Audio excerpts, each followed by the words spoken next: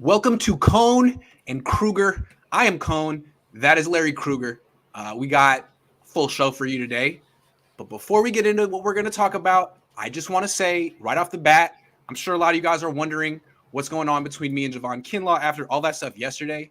And I also want to say that Javon and I met up today at the 49ers facility. We hashed it out. He said everything he wanted to say. I listened. We shook hands. We squashed it. It's over. So what I want to say is I appreciate Javon Kinlaw for meeting me today and taking the time to tell me exactly how he felt. I respect him, and I deeply appreciate John Lynch for facilitating it. It was all in his office. So it was his idea. It was a very grown-up thing that he did, and I feel like I'm better for it. I hope we all feel that way. Anyway, it's squashed. It's over. It has a happy ending. Let's move on. It was cordial. It was cordial. We stood up. We looked each other in the eye. We shook hands, and that's how we ended it. I mean, that's good. What I was hoping for. It's good. It was the first time I ever talked to him face to face. How weird, right? That's sort of a byproduct of the pandemic. Covering a guy for 2 years but never talking to him. I'm sitting there across from being like, man, I didn't know anything. I didn't know you. And right. He didn't know me. And now we know each other a little bit, so it's over. It's the challenge of virtual. It's the challenge of virtual. It absolutely That's part of it. At least part of it. That's at least part of it. Certainly. All right, let's talk about what Kyle Shanahan said yesterday at OTAs. Got more questions about Jimmy Garoppolo, and well, you tell him what he said.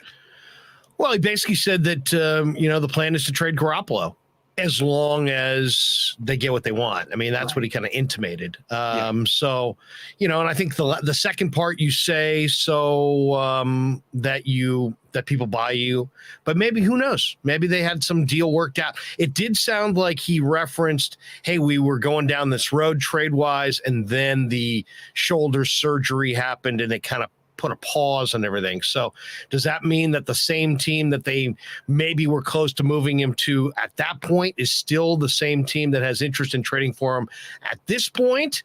Or does that mean they're going to release him right before camp? We don't know, but I would imagine it's one of those two. It's amazing how adamant they are that they're going to trade Jimmy. They keep like, the plan is still to trade Jimmy, like as if there's a market for Jimmy. So to me, I feel like I don't know. Tell me if you think that they're going to be able to pull this off, but if they say they're going to trade Jimmy, couldn't they do something like say it's a pick swap?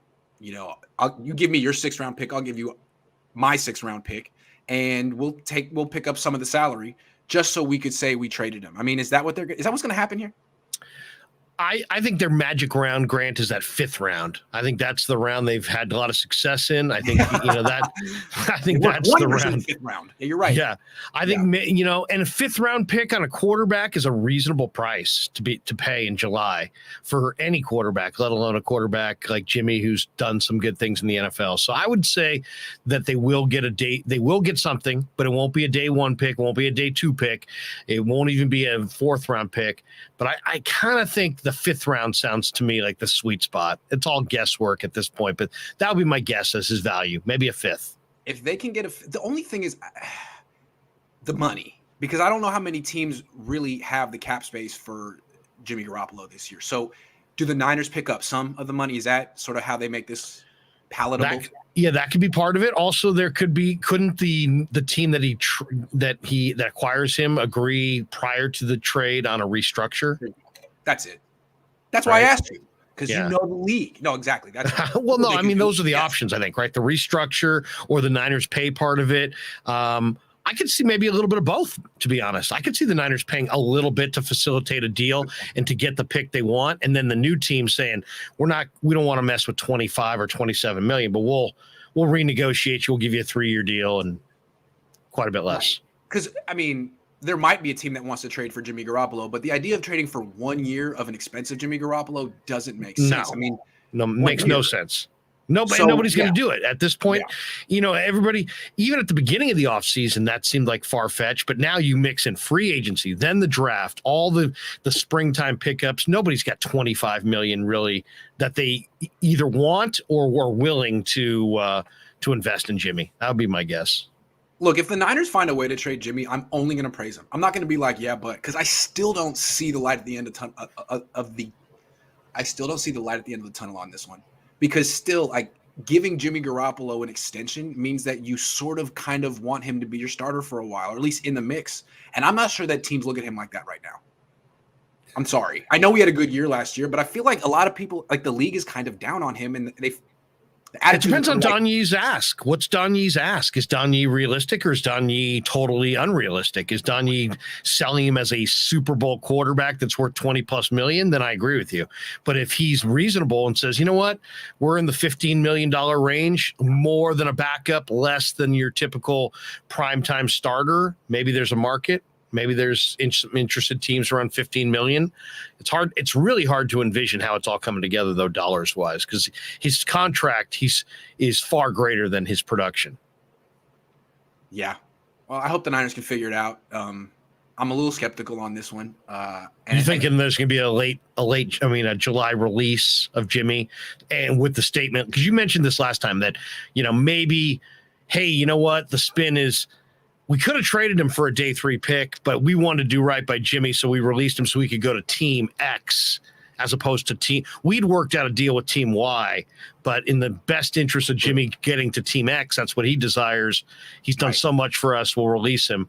I just think that they're more invested and want that pick. I don't think you hold a guy this long unless you decide that there's value there and that you got to recoup some of it. So I think a pick's coming their way. Yeah, I mean, if Jimmy asks to be released, and I'm not sure he would. It doesn't seem like really his style. He keeps everything private.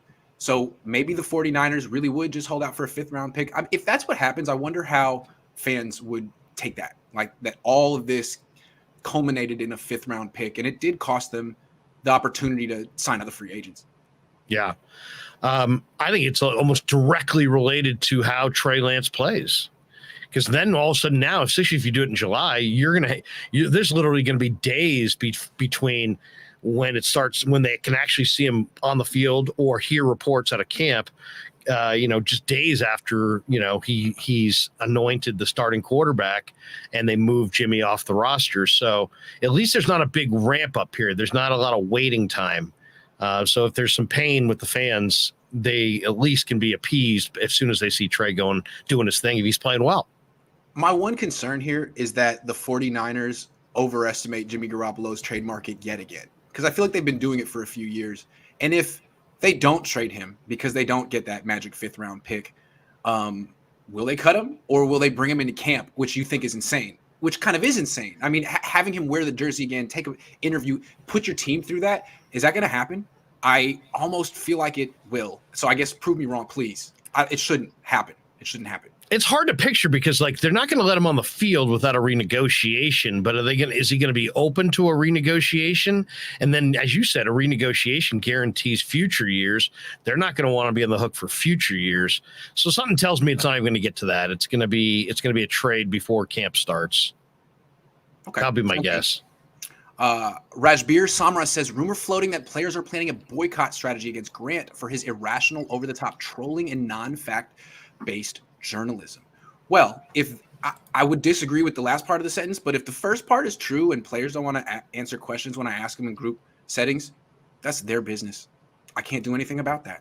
All I would say is it's too bad. And also, I've built this YouTube channel up to about 50,000 subscribers with like 1 player interview. So I'll be okay. But if that's what they want to do, I totally respect it, man. You guys do what you guys got to do. Team unity, I respect it. No problem with me. Let me ask you one question on that front, because I know you care about these things, and I know people care about this stuff too.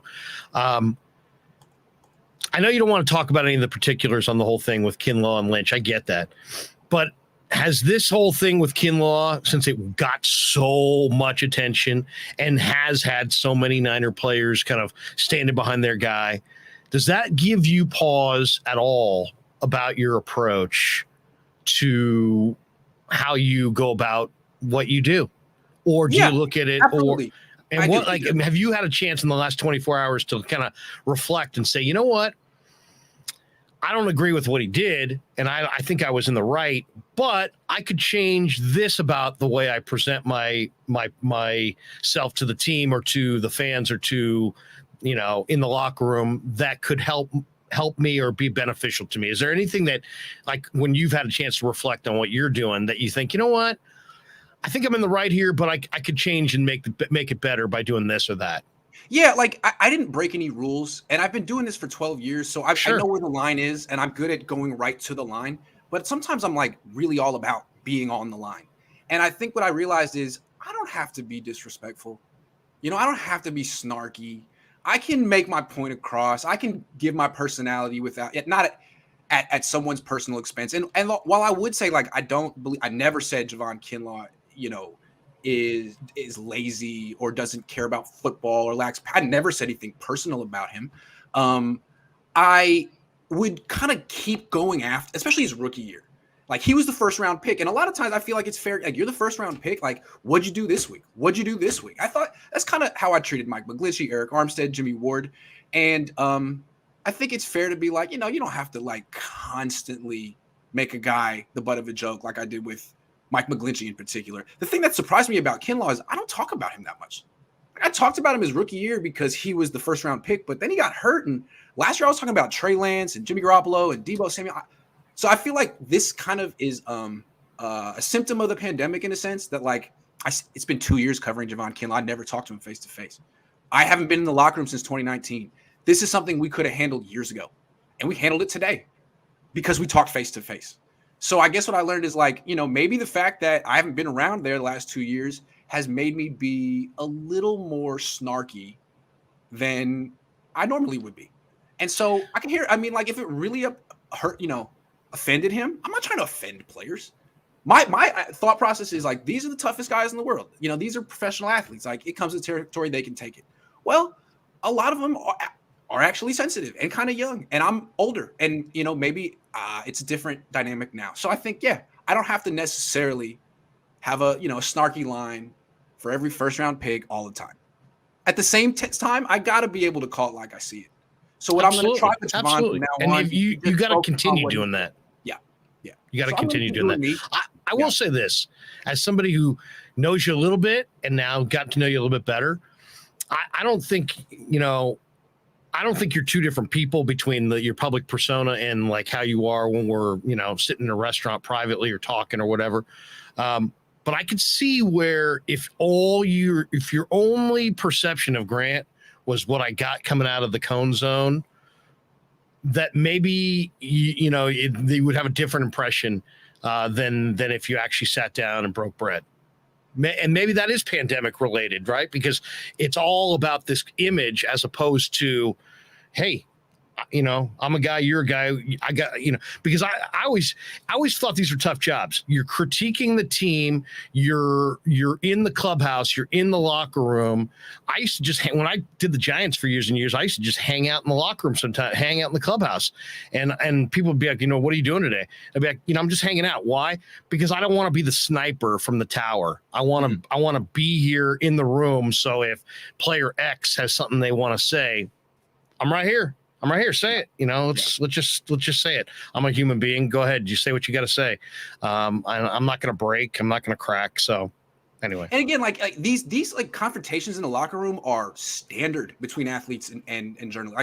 Like when I was growing up, my dad it was like all the time with my dad. But players hated my dad. He was a lot more annoying than me. So, maybe that's the poll question you got to go with. More annoying. Like you just handle it in the locker room. They say what they got to say. You listen and you say, and you move on. You say, fair enough, man. You got your say. Like we're even. And today, Javon got even with me. And but see, if we were there all throughout the pandemic, maybe he doesn't go blow up like that because maybe he actually has a minute he can just pull you aside and say, hey, you know what? You said this and this and this, and I thought this and this were over the line, and I thought this was incorrect, and this is how I feel, and I just want to tell you man to man. And then at least he could then hear you in your own voice. You could hear him in his own voice. I don't know. I do think some of these things. That could have been 2 years ago, and we could have got the business relationship off on a whole different foot. So anyway, it's a new start today, and I'm really appreciative that he met me there. You know what I'm saying? Yeah, absolutely. He didn't have to do that. The B says, Armstead said you were wrong too, though. Yeah, a lot of players did. I don't know if you noticed, Daniel Brunskill, Brandon Ayuk, a lot of guys I respect. George Kittle, Raheem Mostert, who I really went to bat for and said he should get an extension. Anyway, yeah, a lot of guys, a lot of fans. And you know what? It's a team. I would expect them to all band together on this. You know what I'm saying? This is something they can rally around. This is a lot like what happened 10 years ago between me and Anthony Davis. You remember that? With you and Anthony Davis, yeah. Yes. And I mean, first of all, not to discredit any of the players, because I wouldn't even go one step in that direction. But players are going to defend players. Always. As they should. Yeah. Don't defend me. I'm not on your team. You know what I'm saying? Make me the bad guy. It's fine. HR says nobody asked with you, Grant, except for like 50K on YouTube. That's funny. Gregoroth, thank you for becoming a member. Rhino says, do not take your foot off the pedal. Kinlaw needs to man up. 1.5 sacks in 2 years. He should just, okay. Look, I think he knows.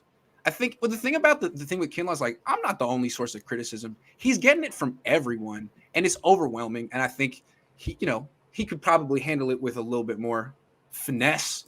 But the fact is that he's entering year 3. There's a lot of pressure on him, and he's getting it from everyone. So, yeah. I think what every player should remember, and what every player needs to remember is that, while people like us, media people, have a chance to give their opinions, our opinions are not impacting whether John Lynch and Kyle Shanahan keep that person, reward that person, extend that person, cut that person. These things shall never meet. There's no impact. And anybody who thinks they are making an impact on roster decisions is sadly mistaken. Right. It's not like I'm costing Javon Kinlaw money, or if I praise him that I'd be putting money in his pocket. Like, I praised Nick Mullins for years. What did that do for Nick Mullins? It didn't get him any money. I mean, really, I'm just a guy with an opinion who's wrong most of the time and is willing to say that he's wrong. You know what I'm saying? Like, nothing would make me happier than to say I was wrong about Javon Kinlaw. That guy's a beast. Why would I root against a 23-year-old who was homeless at one point in his? Why would I root against someone like that? Everyone pulls for someone like that, right? Well, not to mention, and people who want to go down that road, you guys are rooting against. If anything, I can make a much more compelling argument that we're rooting for them than against them. Look how many people followed your channel in the playoff run. Look how many people were added to your mix when they went to the Super Bowl. You can make an argument that they're, that we have a vested interest in them winning, not losing. Agree. Preston Reynolds has applauded you and your ability for growth, Grant. Thank you. Today was definitely a learning experience. Pizza Diaper, wow, says people defending Javon haven't heard your criticism. What they're saying about you as a journalist is completely wrong. They need to come with facts. Yeah, I mean, I guess basically the Niners feel like the players, certain ones, feel like I crossed the line. I don't think I do. I think I go right up to the line. And what I'm saying is I'm going to tone it down a little bit just because people are so upset. I'm really not trying to get the whole team mad at me. I thought people had a sense of humor about this kind of stuff. I mean, wow, it's just.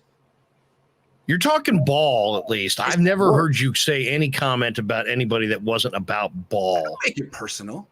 Anyway, Gammon says Browns-Panthers teams have placed themselves in QB purgatory. Matt Rule needs a quarterback to save his job. Jimmy G third to Panthers.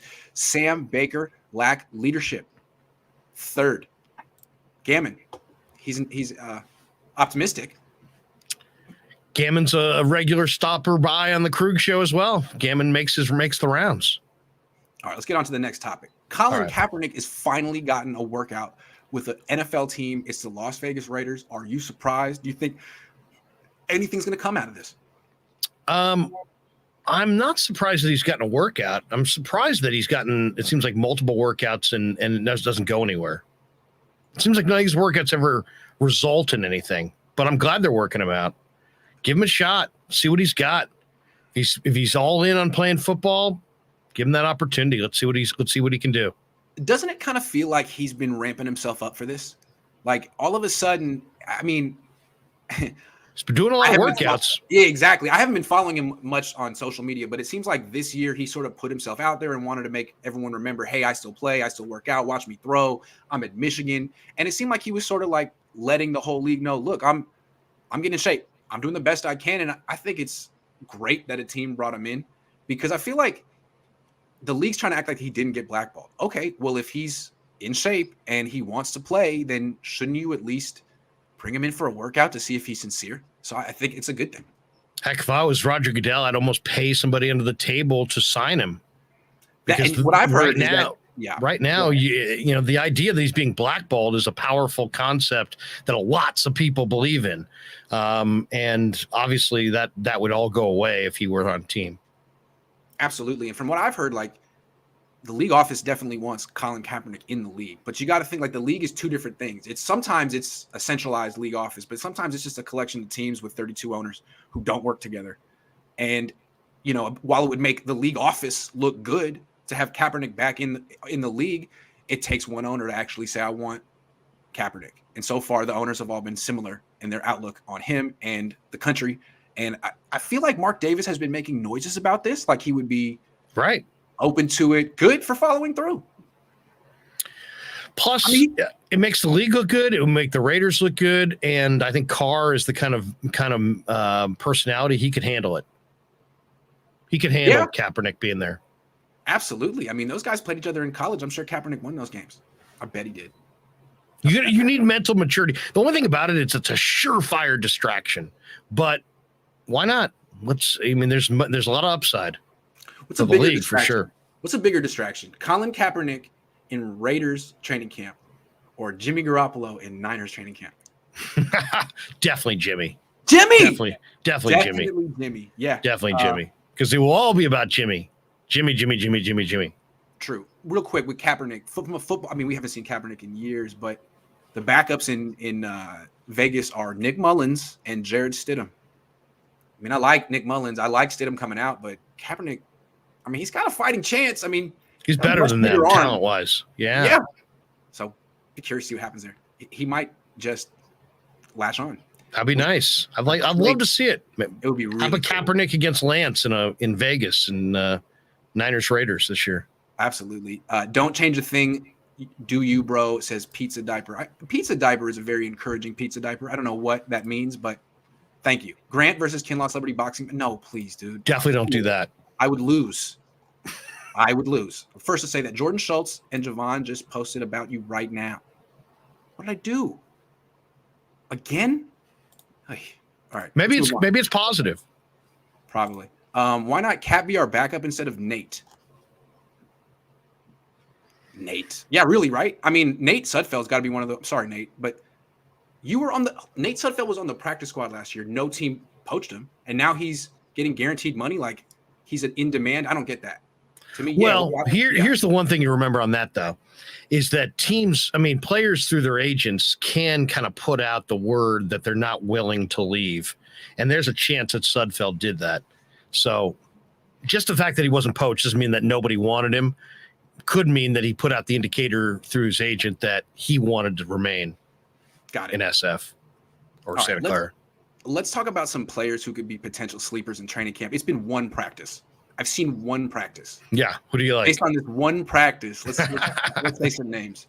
Okay, so Malik Turner. Really? Wide receiver. Dude, he caught everything that went his way. 4 catches, 1 touchdown, a long 70-yard post. Boom. I mean, guy looked fast. He was playing with the second team, but I mean, he was as productive on the field in those drills as anyone on the team. So that's interesting. He's someone to look for. I'll give you a couple. I'll give you Tariq Castro Fields and Quantrez Knight. Yeah. I think Quantrez Knight he had a pick, right, the other day. Yes, he did. They're playing him at the nickel, I guess. Tariq Castro Fields, man, I've been studying his film the last couple of weeks, and I don't understand how he wound up in day 3. Ran 4.38, played at Penn State. He looks to be pretty solid to me. I think that was an interesting. There's got to be a backstory there because his film was better than a 6th-round film. Absolutely. Another guy, this running back, Jordan Mason, I like him. He's explosive. Yesterday, he had a long, the undrafted running back from Georgia Tech. Long touchdown run yesterday. And it's hard to judge. Maybe he would have gotten tackled through the line, but he just exploded. He looked fast. He looked much faster than I thought. And no indecision. It's just a straight explosion through, it looked like a power play, a pulling line. Anyway, he looked really good. Intriguing. That's another sleeper. Whatever happened with Calvin Turner from Hawaii? Did he sign with the Ravens? He signed with the Niners? Did he wind up with anybody? I'm not sure. He was at the rookie minicamp. I think the kid from Mercer is going to be a sleeper. Poe. I mean, you watch him move, and is he short? Yeah, he's a little short, but you watch him move, and you saw that upper body strength. I think he's gonna battle somebody this summer for camp for a spot. Sure. How about Justin School? Justin School's going to get a lot of reps at right tackle. I'm not saying he's going to be great or much better than he was before he went down, but all of a sudden that guy's key to this team because we'll have to see where Mark McGlinchey's at. He might be healthy, but not in football shape. I mean, it might be a while before he's ready to play. So all of a sudden, Justin School is a very important person this year. Yeah, that's a great point because they did get some reinforcements in the draft, but it doesn't sound like anybody's ready to step in and tackle. So School might be the guy if McGlinchey's not ready to roll. Yeah, I would say so. Trying to think anyone else. I'm sorry, not Brock Purdy. I'm sorry. I'm going to have to see a little bit more from Brock Purdy. I'm trying to be nicer today. And I'm not going to write off. I'll give you one more. I'll give you one more that I really like the film of Marcelino McCrary Ball, the undersized linebacker. Okay. And I I had a couple of guys who I know who scouted him this year and said that, man, this guy can really move. He's great instincts, very smart player, undersized linebacker, but that doesn't seem like it matters anymore. No, that's what they look for. Yeah. He can move. That's what they look for. Remember that name, Marcelino Ball. And then, I'd like to say that Javon Kinlaw's one. I hope he goes out to training camp and tears it up. How about that? That'd be nice. They need him too. He's their 1-2 gapper. Yeah. I mean, Laken Tomlinson's gone. It's going to be him against Aaron Banks and Daniel Brunskill all offseason. Like, he should win. He should look good. Javon should look good this offseason. If he's healthy, and it seems like he is, he should look good. I'm excited to see that. Big time. He's a huge talent. He's a massive talent, and they need him because they lost DJ Jones, and there's nobody on this roster that can replace DJ Jones except for Kinlaw. Yeah, and I was critical of him the last couple of years in the one-on-ones, although he didn't do many one-on-ones last year, but early in his rookie year, I mean, he went up against Laken Tomlinson as a rookie a lot and lost a lot. But Laken's good, especially one-on-one. I mean, Laken is a grown man who's every bit as strong as Javon Kinlaw. So that's a tough matchup. Especially for someone like Kinlaw, who isn't necessarily the most refined pass rusher coming out of college. So maybe him against Aaron Banks, maybe it's going to be a whole different look. We'll see. If Kinlaw gives them pass rush, then watch out. Watch out. Absolutely. Yeah. You got the number 1 defense in the league. He's very important. Maruna says, all I can say is Kinlaw did hit new low. Well, maybe I did too. Damian Jasso says, Kinlaw better have a good season as a first-round pick. He has expectations on and off the field. Sad to say he's representing the Niners. That's the one thing, like, I don't want to get into it, but it's like a lot of my criticism of Kinlaw is actually criticism of John Lynch. It's like what I say is like, dude, the knee was red flagged at the combine. You traded Buckner for this guy. It was unrealistic expectations to begin with. Really, I mean, that's been my take. It's not like Kinlaw deceived the 49ers about his knee. Nobody's suggesting that Kinlaw's jaking it. No. That he's not out there giving what he's got. It's just there's always expectations on first-round picks, and he's no different. Swan Song said he F's with me. Thank you. I F's with you too. Chris Oto 17 says you said Kinlaw best second year going into 21, right? I don't remember. Maybe I did. Did I? Sounds about right. Well, I don't know. We'll see. I mean, there's a lot of improvement for most players going from year 1 to year 2. So there was reason to believe that he could take a huge step forward. It didn't happen. And that was part of the source of the frustration, I think, for many Niner fans with Javon, is that he just couldn't get out there. It's a big year for him. Okay, enough. Let's talk about something else. The position coaches spoke to the media today. There's one day a year where they talk to the media. Today was that day. Brian Greasy spoke as a coach for the first time.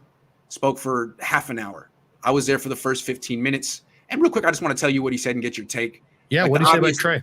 The obvious, I asked, like, why did you want to coach Trey in particular? What about Trey gets you so excited? Why is this the project for you? And he looked at me, he's like, I just wanted to be a coach. That was my first thing. I know Kyle. Like, they were going to replace me at ESPN. They got Buck and Aikman. Like, I was out of a job, essentially. I needed to be a coach. This is a place I know and trust. That's why I came here. Now, in terms of Trey, he basically said, I love how mature he is and how smart he is and how humble he is. He didn't say anything about his skill set, which is probably by design. I think he's basically saying, like, that goes without saying. I can judge that. But so far, what I'm seeing in person is those kind of things. And I just thought it was interesting. He was real clear. Like, I didn't come here for Trey. I came here because I was out of a job and I wanted to be a coach. And this was the job that was available. So that was kind of interesting.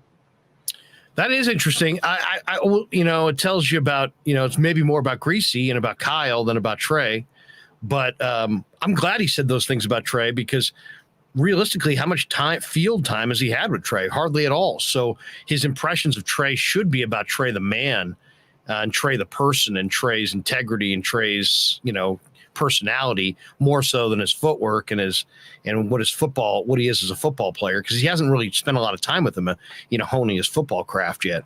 No, what was interesting too is, and I don't know exactly how it breaks down, but watching practice yesterday, it looked to me like there are two quarterback coaches, Brian Griese and Clay Kubiak, Gary Kubiak's son. Mm-hmm. And I filmed it, when they're doing their drills to warm up, Clay Kubiak's running them. He's the one sitting down. He's the one telling him where to go. Brian Griese's kind of watching or catching passes. And maybe Brian Griese is directing it, but it just occurred to me that Griese's never been a coach. Clay Kubiak has been a coach. His dad, very famous coach who was a quarterback coach and a quarterback. Maybe this Clay Kubiak guy's kind of important. I don't know. Well, it's a great tree. I'll say that.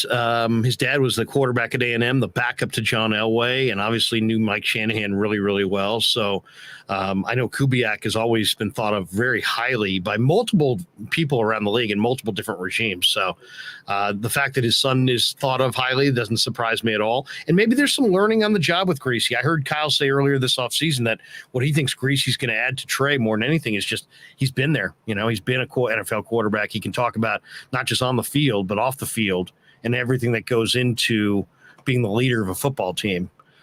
So there's more than just the mechanics, I think, that are going to be taught from, or at least shared between Griese and Lance. I think it's a whole life experience type thing. Yeah. Also, the other thing that Griese said that was interesting was basically like, look, I just want to see if I can be a good coach. Like, I don't even know if I can do this. He didn't say it like I don't know if I can do this, but he essentially said, I want to find out what I'm made of as a coach. And when he talked about Clay Kubiak, he was like, this guy's a great coach and he's going to be a phenomenal coach. Like he deferred to Clay. He's like, I've known Clay since he was a teenager. And I'm sure that's true because Gary was his coach, but Clay Kubiak is freaking 32. Wow. He spent the last few years as a head coach at a high school in Houston and was also their offensive coordinator, was also an English teacher. This guy's super interesting. And his brother, Clint, is the offensive coordinator for Minnesota. Or he used to be. I don't know if he still is. Clint. Anyway. Well, I'll take more coaches instead of less, as long as they're quality. I mean, Kyle. The show's about Kyle, right? It's Kyle's offense. It's very complex. So, having an extra coach can't be a bad thing. It's can only be a good thing, and as long as they're all on the same page, right? Yeah, it just is interesting to hear Griese sort of talk about it. Like, look, this was just a good opportunity for me. I wanted to be an announcer. My time was sort of done, and this is a new opportunity, and let's see what happens. It was interesting. Just seemed like it wasn't like I've had this necessarily like vision for it. Seemed like he's kind of reached a point in his life, and he's like, this seems like something a new challenge. It's kind of like John Lynch, very John Lynch-ish. It's like I didn't necessarily knew I was going to go into this, but it feels right now, and I've been successful at everything I've ever done, so let's give it a shot. It very had a John Lynch vibe. That's a good thing. And it's an unspoken vote of confidence that they believe in Kyle, right? He wouldn't be here without Kyle. Lynch wouldn't be here without Kyle. I think the idea is that Kyle's a bright young offensive mind, and they've got good skill position players here. They're going to get good results, and that's going to mean career advancement. Absolutely. All right, so other coaches talked as well. Chris Kasarik, I love him. He's my favorite. He's awesome, isn't he? He's so good, and he's so insightful. You ask him, I just asked, like, so when did Drake Jackson get on your radar, and what do you like about him? He's like, right around the combine. He's like, this guy, he's not a scout. He's just looking at who they send him. So he's looked at Drake Jackson for a couple of months, but he's just a savant. It's like he knows exactly what he's looking for, and he just lays it out. He's like, well, he's explosive. We've got an explosive first step, but then he's got this thing that I call like a secondary explosion, where after he's made contact, he has a secondary like burst to go get the quarterback. So like a lot of times, so like that's the difference between pressures and hits and sacks. It's like, I've never heard of that concept. I appreciate you teaching me. And it's like, so I love a coach like that. He's like, let me tell you exactly how I look at this. He's great. Well, there's two things that strike you when you watch Jackson. The first step get off, and then when he turns the corner, he gets to flatten to the quarterback. He said there's no wasted steps. Nope. And that is something that you have to teach. So a lot of these guys, it has to be taught. I mean, and that means, and there were people that were wondering about his coaching that he got at USC. So it's a gift to be able to, your first step is a gift. Your ability to redirect to the quarterback, that also is somewhat of a gift. And then there's a lot of technique involved. So maybe they feel like, his starting point, as a rookie is great because he's got some inherent gifts. Right. The bend is a gift. It's like being like a speed skater, right? To be able to get to that angle while still being fast. And then the long arms that he has are a gift. The ability to get flat, the secondary explosion. I learned from Chris Kaepernick talking about him. And then finally I asked Chris a question. I was proud of this question. I said, Chris, you're pretty much universally regarded as the best defensive line coach or one of the best defensive line coaches in the league. Do you aspire to be a coordinator or a head coach? I bet you said no. Or is D-line your passion? He goes, oh, D-line's my passion. Yeah. He said, when I was younger, I felt like I needed to keep climbing the ladder. And so I was learning coverages. And I'd be charting all these coverages, but I'd notice that I'd be staring at the defensive line. It's like, I don't want to watch coverages. I want to watch this. And so it's really interesting to see a guy have that kind of self-awareness as opposed to, say, Jim Tomsula, who was also a great D-line coach, but became ambitious all of a sudden and sort of got a little bit, over his skis. Anyway, this guy is such an asset to the organization. Chris Kaepernick, he doesn't need – I definitely misspelled his name. Let me get that right. He doesn't need a promotion. He's going to be here as long as the Niners pay him, and he is going to keep their pass rush good forever. And they invest in players that he likes. Kerry Hyder, he's back. Yep. I'm sure they listen to him. If the personnel department will listen to you and you got a pretty decent eye for it, and you're the high energy coach that he is, and you've got the talent and the depth that he's got, he's in a great spot. Why would he want to leave? I wouldn't be surprised. I mean, I might say he's the best position coach on the team. Am I missing anyone? I think the O-line coach Forster is kind of highly thought of. Before Bobby Turner was very highly thought of as a running back coach. There probably some other guys on that staff that are pretty highly thought of, but yeah, I bet you he's as highly thought of as any of them. Pizza Diaper says fans that defend Javon probably defend Will Smith. That's funny. I've drawn that connection. I feel like ever since Will Smith did what he did, right, he's kind of set the norm in society that if you are offended, you can hit someone. It's like, no, we got to do better. And what Javon and I did today, I like to feel like is a good example for all people. Like, you can work it out, settle your differences, have a conversation, shake hands, move on. You don't have to be best friends. But you'd also have to be enemies either. Just maybe Will Smith, Chris Rock on a talk to John Lynch. Maybe he could, he could be their Jimmy Carter. John Lynch. John Lynch is the ultimate peacemaker. Seriously. All right, last one. Anthony Lynn. My first time talking to him, former head coach. Yeah, what did he say about the backs? I asked him about Ty Davis Price, because to me, the way I look at it is the position coaches pick the players in this team very much, or at least they have a say in it. So I figured, why do you like Ty Davis Price? And he said, well, he's big. Like you were saying before the draft, we don't have a running back like that. They needed a big running back, and they felt that he's not just big, he's fast, he has breakaway speed.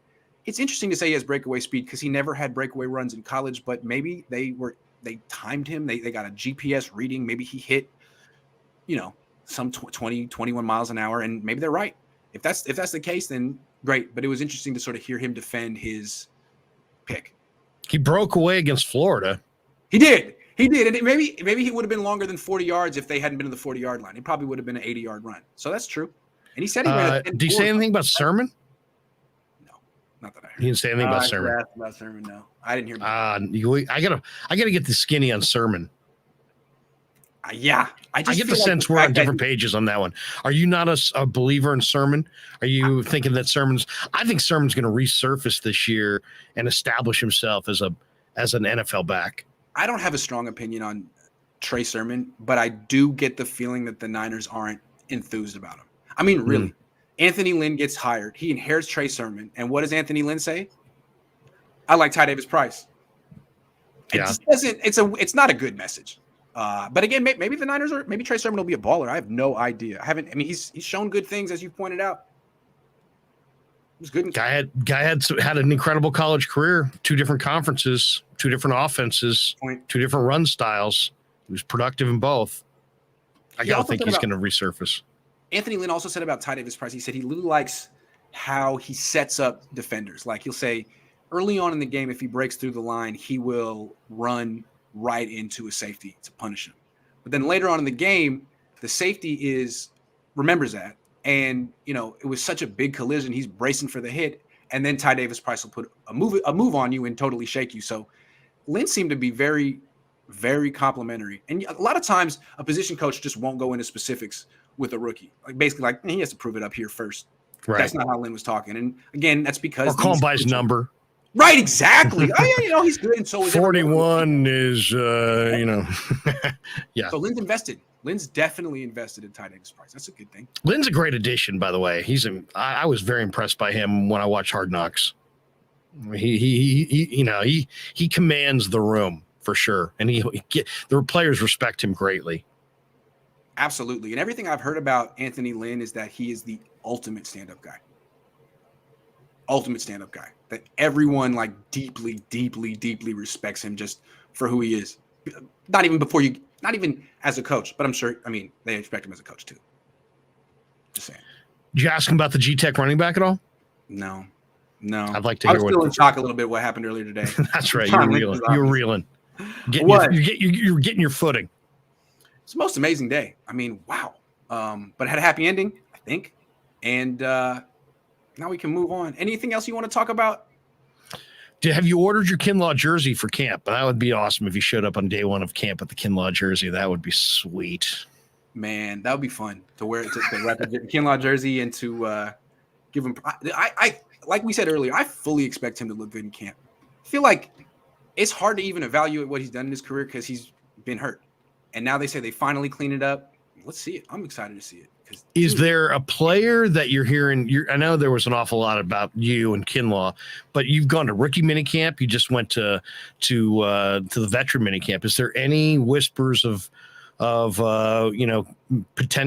who could be candidates to be training camp sleepers this summer? Is there any indications at all from anybody, good, bad, or indifferent, media people, coaches, players, anything that makes you think, man, this guy's putting in the work? Okay.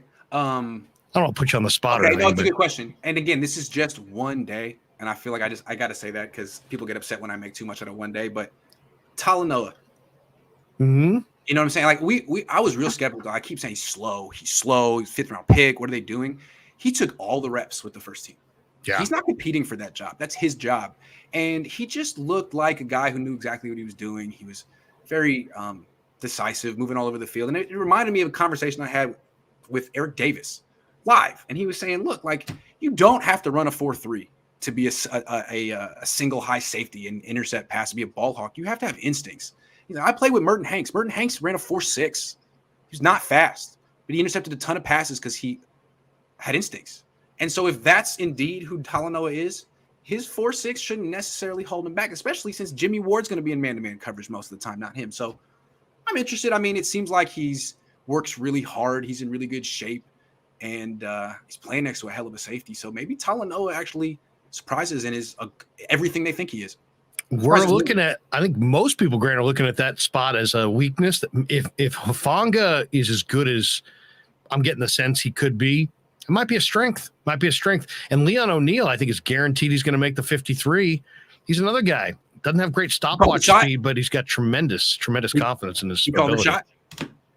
Yeah, I think he did. I don't have it in front of me, but I think he said, "I'm making this team." Good for him. There's also a lot of confidence. There's also Tavarius Moore. He could do it. He could be on the team. The one guy, and again, I don't want to write off a guy after one practice, but I noticed there was one long touchdown yesterday. It was while George Odom was playing safety as the last line of defense.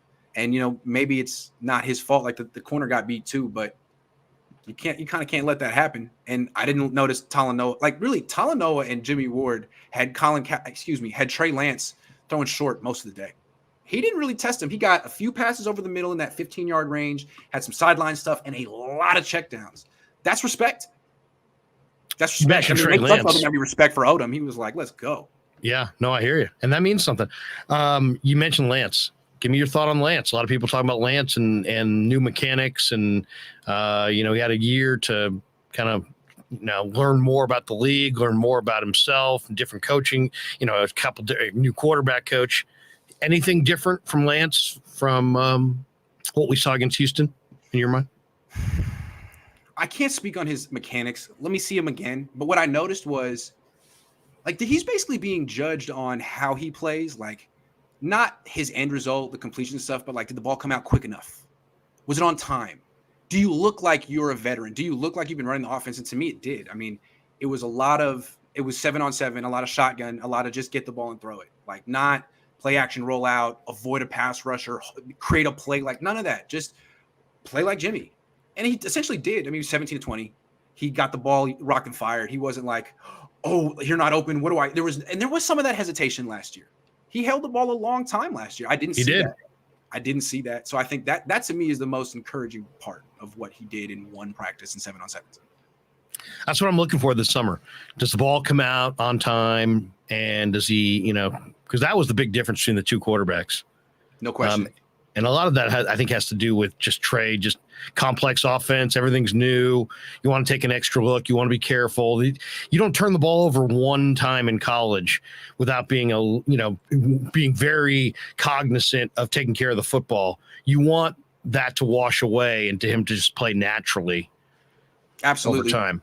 And I'm not going to say that he's definitely turned the corner, because you're supposed to pretty much light it up in 7-on-7s when Bosa's not there and Warner's not there. It's but planning is there. It would have been bad if he'd struggled. So I mean, he cleared the first hurdle for sure. So far, so good. Good. Yeah. What do you think of what he said? I loved it. Are you kidding? I mean, it was such a perfect thing to say. And I love his whole phrasing of in the most respectful way. I'm gonna start saying that from now on. In the most respectful way possible. You ought to adopt that. The most respectful way. It's genius. I love that. It's really great. So I mean, he just seemed very he was taking over the team in that moment. It's okay, I muted myself for a year, added deference to Jimmy Garoppolo and the fact that I'm a rookie. But you know what? He's not here. It's my team. I'm gonna stop muting myself. This is who I am, the leader. And I thought a lot of people were like, nice. That's what a leader looks like. Terrific. In the most respectful way possible, stick it and go to hell. I got it. Last one before we go. Yeah. Brian Greasy was asked, so have you talked to Jimmy Garoppolo since getting the job? No, I haven't. Next question.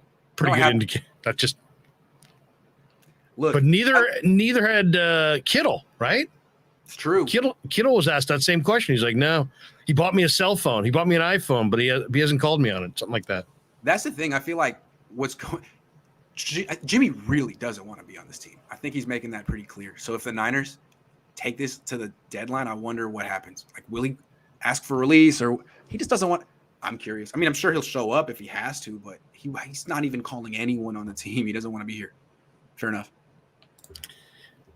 There you go. I mean, it's the one thing about Trey, it sounds like he's been told behind the scenes or reassured behind the scenes that no matter what all this dialogue has been, he's the guy. He seems very comfortable, very calm about it. Charles Simon says Javon's Twitter account is suspended. I didn't even know he had a Twitter account. I had no idea. Well, he had an account, but it was new, right? And it was hardly any followers, and he was new. So I don't know if that was, or was it a fake? I don't know. Was it a burner account? Is it some fake account? I did see some tweets coming from him. Well, maybe he just doesn't want to be on social media. I mean, I respect that. Social media, Twitter in particular, is the angriest place in the world. It's just a nonstop stream of outrage, which is crazy. It's funny, on Twitter, I'm just getting crushed. But on YouTube, all the comments are really nice. It's two totally different realities. It's the weirdest thing in the world. On YouTube, everyone's like, nice, Grant. On Twitter, they're like, you should get your credential taken. I'm like, whoa. All right. Well, that's Twitter for you, though. A lot of people had opinions. Yeah. A lot of people had something to say about it. Surprise, surprise. Yeah. Anyway, I'm done talking about it. Thanks for watching, everyone. Larry and I'll be back next week. Thank you, Larry. Thank you.